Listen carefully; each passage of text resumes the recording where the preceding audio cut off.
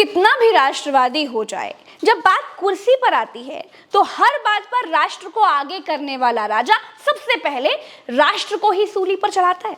ऐसा ही कुछ कर रहे हैं मोदी जी के परम मित्र इजराइल के प्रधानमंत्री नेतन्याहू।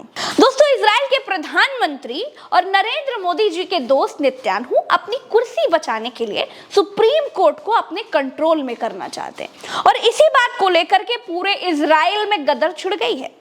पूरा इजराइल अपने प्रधानमंत्री के खिलाफ खड़ा हो गया है। एयरपोर्ट, बस अड्डे, दफ्तर, कार्यालय सब बंद हो चुका है। यहाँ तक कि सेना में बगावत की स्थिति पैदा हो गई है और इसीलिए इजराइल के रक्षा मंत्री हटा दिए गए हैं।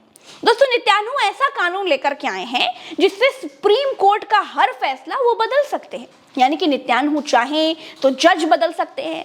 नेतन्याहू के चाहे बिना किसी जज की अपॉइंटमेंट नहीं हो सकती है। यानी कि ऑल टोटल प्रधानमंत्री खुद को भगवान साबित करने में उतारू हो गए हैं और ये सब इसलिए क्योंकि नेतन्याहू गद्दी नहीं छोड़ना चाहते हैं। इजराइल में नेतन्याहू की सरकार सिर्फ एक सीट से बहुमत में है।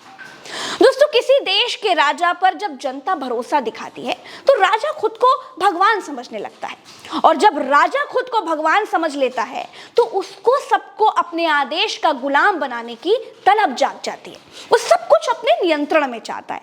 वो नहीं चाहता कि देश में उसके खिलाफ कोई पोस्टर लगाए। वो नहीं चाहता कि देश में उसकी फोटो फाड़ने की कोई हिम्मत करे। वो नहीं चाहता कि उसको कोई चुनावी रैलियों में चोर कहने की हिम्मत करे। वो नहीं चाहता कि कोई उसका कार्टून शेयर करे। वो नहीं चाहता कि उसके खिलाफ कोई पत्रकार लिखने की तक की हिम्मत करे।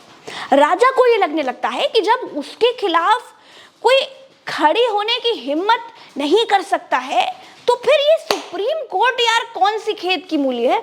सबने तो गुलाम होना स्वीकार कर लिया है तो जज भी तो उसके गुलाम होने चाहिए। और अपनी इसी चाहत को पूरा करने के लिए भारत के प्रधानमंत्री नरेंद्र मोदी जी के दोस्त और इजराइल के प्रधानमंत्री नेतन्याहू अपने देश में जुडिशियल रिफॉर्म बिल लेकर के आ गए हैं। अब इस बिल के कानून बनने के बाद देश की जुडिशरी पर प्रधानमंत्री का कंट्रोल होगा।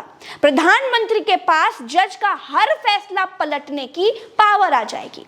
इसके विरोध में इजराइल में टीचर, डॉक्टर, इंजीनियर, किसान, मजदूर सब सड़कों पर है। सब मिलकर सरकार की इस तानाशाही के खिलाफ खड़े हो गए हैं। लोग नेतन्याहू के घर के बाहर थाली बजाकर प्रदर्शन कर रहे हैं। दोस्तों, नेतन्याहू इजराइल में 2009 में प्रधानमंत्री बने थे, यानी नरेंद्र मोदी जी से करीब 5 साल पहले। नेतन्याहू खुद को नंबर 1 राष्ट्रवादी बताते हैं। इसी को सिद्ध करने के लिए फिलीपींस और गाजा पट्टी पर जब कब हमले करते रहते हैं। दोस्तों, यहाँ भारत और इजराइल में एक समानता है। इजराइल की सरकार जुडिशरी को अपने कंट्रोल में रखना चाहती है और उनके दोस्त मोदी जी भी जुडिशरी में दखल देना चाहते हैं।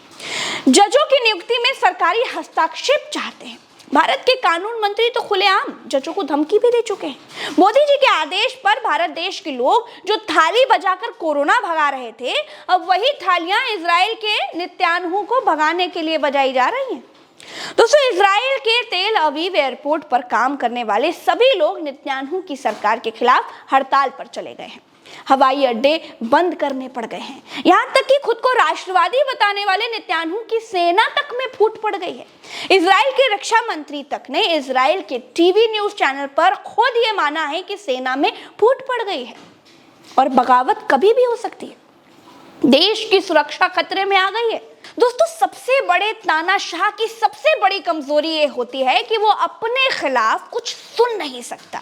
इजराइल के रक्षा मंत्री ने अपने प्रधानमंत्री को सच बता दिया तो खींचकर नेतन्याहू ने अपने डिफेंस मिनिस्टर योआव गैलेंट को बर्खास्त कर दिया।